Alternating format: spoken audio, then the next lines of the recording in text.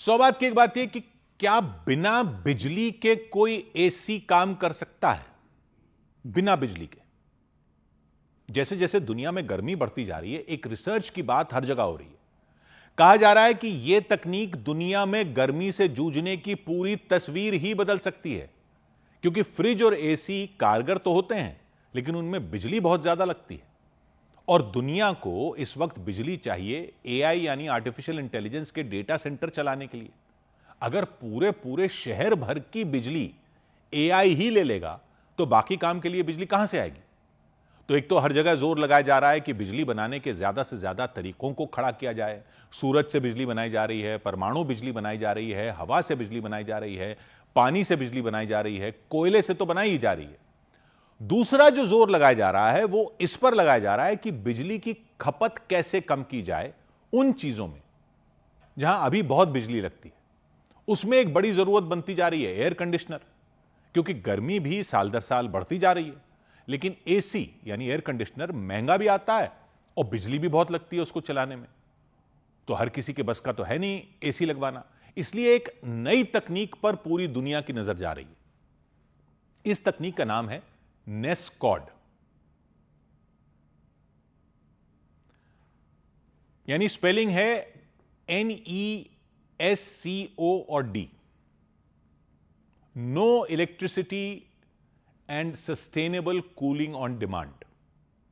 बिना बिजली के ठंडक जब चाहो तब, ऑन डिमांड। यह किसी सपने की बात नहीं हो रही है, कोई हवाई ख्याली पुलाव नहीं है। यह तकनीक डेवलप हो चुकी है, टेस्टिंग हो चुकी है। इसको बनाया है सऊदी अरब की एक यूनिवर्सिटी के वैज्ञानिकों ने और पूरी दुनिया में इसकी चर्चा हो रही है। सऊदी अरब की king Abdullah University of science and technology में प्रोफेसर पेंग वांग की टीम ने इस पर रिसर्च की कुछ साल पहले। और किसी भी रिसर्च को विश्वसनीयता बनती है कि वो किस जर्नल में प्रकाशित होती है, किस वैज्ञानिक पत्रिका में प्रकाशित होती है। जितनी प्रतिष्ठित पत्रिका होती है उतनी रिसर्च की वैल्यू मानी जाती है। तो यह रिसर्च 2022 में एनर्जी एंड एनवायरमेंटल साइंस नाम के प्रतिष्ठित जर्नल में प्रकाशित हुई।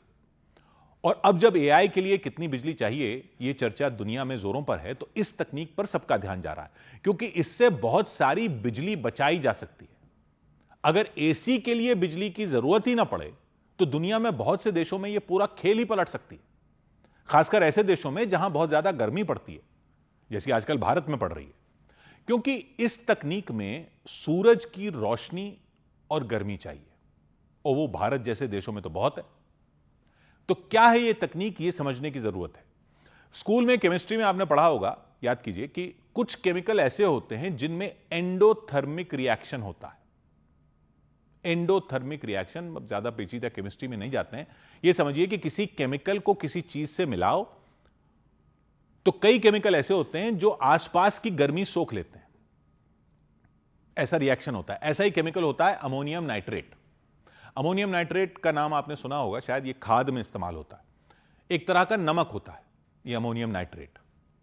तो इस नमक को अगर पानी में मिलाओ तो यह आसपास की गर्मी को सोख लेता है और बहुत तेजी से सोख लेता है। मतलब आसपास का तापमान बहुत तेजी से गिर जाता है, क्योंकि इस नमक के पानी में घुलने से एंडोथर्मिक रिएक्शन होता है। यानी इसको पानी में घुलने के लिए बहुत गर्मी चाहिए होती है, और वो ये गर्मी आसपास की हवा से सोख लेता है, और आसपास की हवा एकदम से ठंडी हो जाती है। लैब में जब टेस्ट हुआ तो तापमान था 25 डिग्री सेल्सियस। पानी में यह नमक मिलाया, पानी में यह नमक अमोनियम नाइट्रेट मिलाया, तो आसपास का तापमान 20 मिनट के अंदर 25 डिग्री से गिरकर 3.5 डिग्री पर आ गया।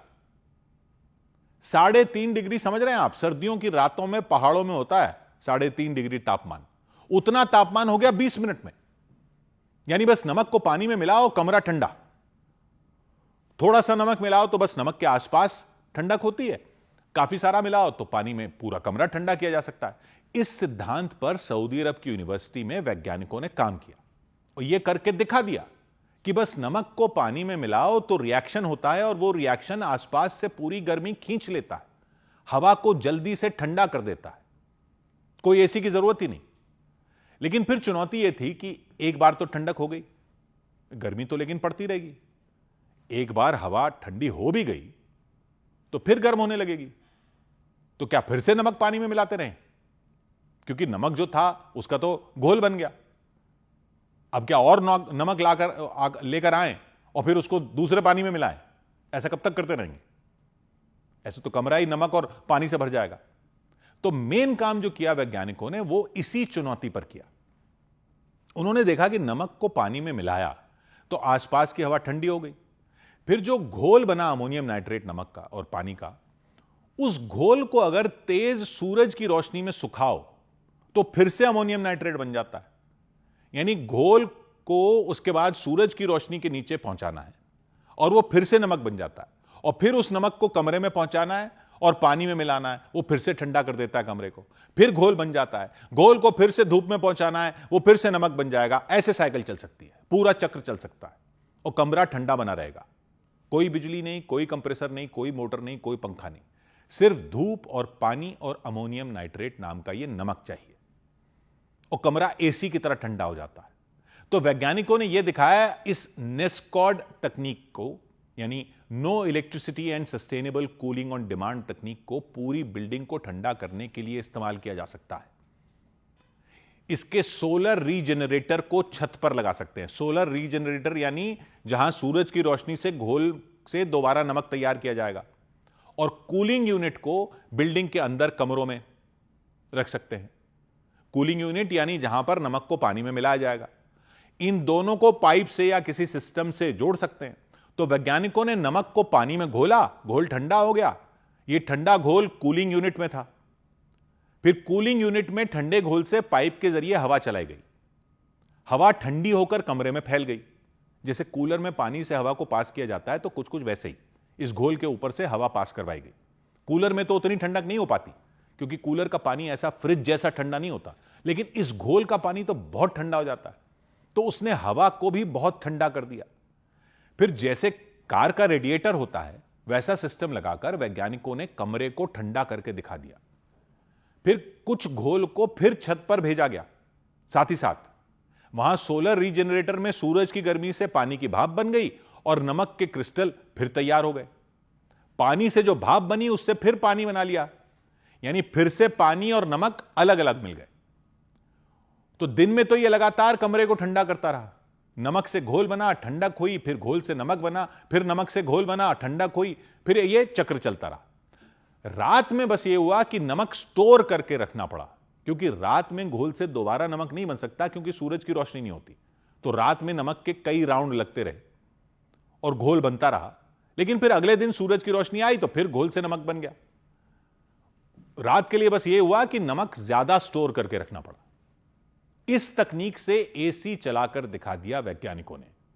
बिजली का बिल 0, क्योंकि बिजली लगी नहीं, और खर्चा भी काफी कम, क्योंकि यह अमोनियम नाइट्रेट नमक काफी सस्ता मिल जाता है, आसानी से मिल जाता है। कोई रेफ्रिजरेंट गैस भी नहीं लगती इसमें, जैसे एसी में लगती है। दूर दराज के किसी भी इलाके में यह एसी काम कर सकता है, चाहे वहां बिजली भी नहीं पहुंची हो। और सिर्फ एसी का ही काम नहीं, यह फ्रिज का भी काम कर सकता है। खेतों के पास कोल्ड स्टोरेज का काम कर सकता है, अनाज ताजा रख सकता है, खाना ताजा रखा जा सकता है, ठंडा पानी मिल सकता है। संभावनाएं तो हजार हैं।